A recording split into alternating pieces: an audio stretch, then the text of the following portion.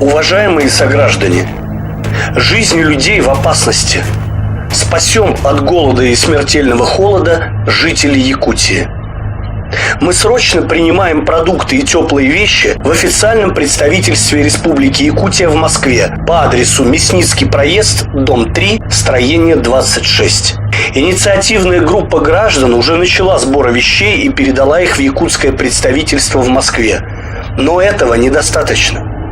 Республиканские власти не смогли организовать завоз продуктов и угля в поселки и целые города.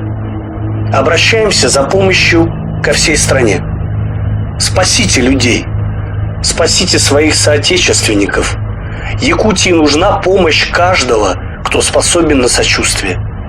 Без вас мы не справимся с холодом и голодом в целой республике.